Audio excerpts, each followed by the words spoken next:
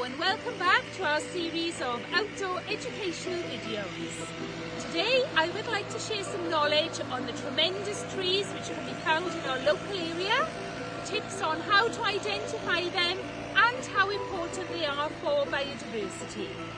Here's some tips on identifying common tree species which can be found all around us. Beech trees have thin, smooth, grey bark with slight horizontal etchings. Young leaves are lime green with silky haze, but as they mature they become darker green and lose their haze. Beech leaves are oval and pointed at the tip with a wavy edge.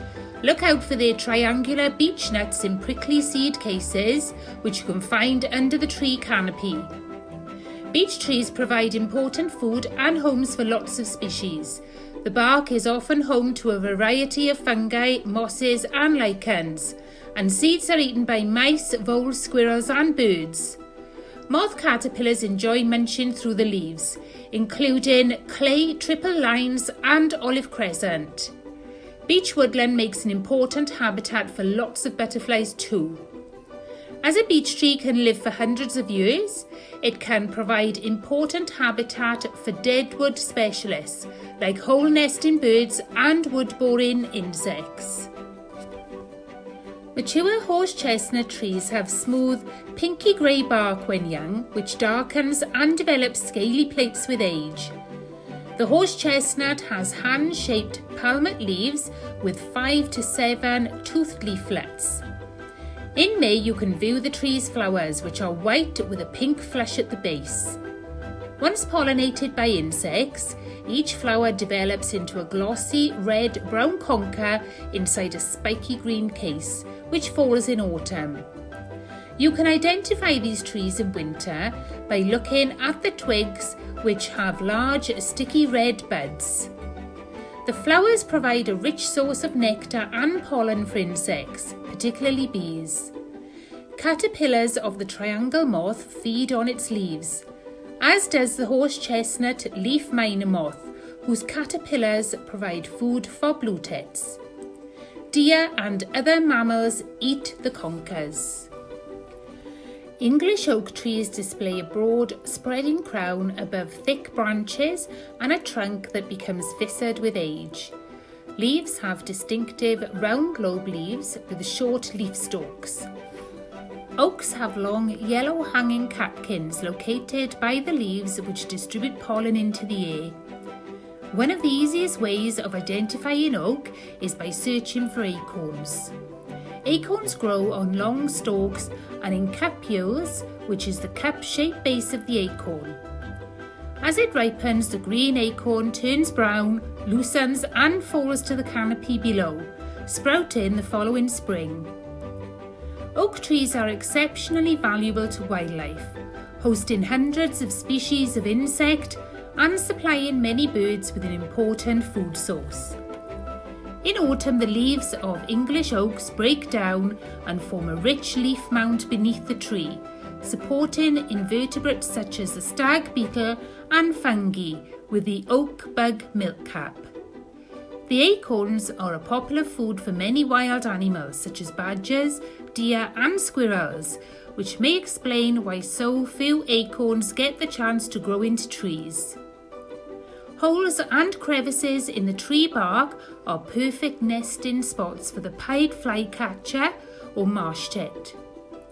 Bats also roost in old woodpecker holes or under loose bark, as well as feeding on the rich supply of insects in the tree canopy. Yew trees have reddish brown bark with purple tones. The dark green needle-like leaves grow in 2 rows along a twig and are present all year round. Yew is dioecious, meaning that male and female flowers grow on separate trees and are visible in March and April. Male flowers are white, yellow, globe-like structures, whereas female flowers are green, bud-like and scaly when young, but become brown and acorn-like with age. Unlike many other conifers, the common yew does not actually bear its seeds in a cone. Instead, each seed is enclosed in a red, fleshy, berry-like structure known as an aril, which is open at the tip. Yew hedges are incredibly dense, offering protection and nesting opportunities for many birds. The goldcrest and firecrest nest in broadleaf woodland with yew understories. The fruit is eaten by birds such as the blackbird, missel thrush, song thrush and fieldfare, and small mammals including squirrels and dormice. The leaves are eaten by caterpillars of the satin beauty moth. Small-leaved lime trees have smooth, grey-brown bark which develops flaky plates with age. The twigs are brown-red in the shade but become shiny in sunlight. Lime trees have heart-shaped leaves which have rusty red hairs where the leaf stalk attaches to the twig. The flowers are green-yellow in colour, have 5 petals and hanging clusters of 4 to 10. They have a rich, heavy scent which attracts many insects, particularly bees. Once pollinated by insects, flowers develop into round to oval, smooth fruits with pointed tips. Lime leaves are eaten by the caterpillars of many moth species, including the lime hawk, peppered, vapora, triangle, and scarce hook-tip moths. They are very attractive to aphids, providing a source of food for their predators, including hoverflies, ladybirds, and many species of bird. The flowers provide nectar and pollen for insects, particularly bees, which also drink aphid honeydew from lime leaves.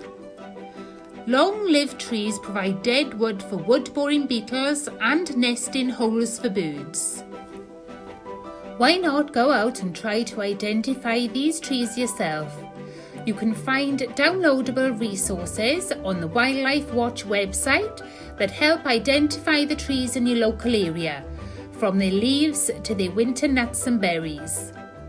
The Woodland Trust website also has printable tree ID guides suitable for the whole family that cover all 4 seasons of the year. Tick them off as you go along and see how many you can find.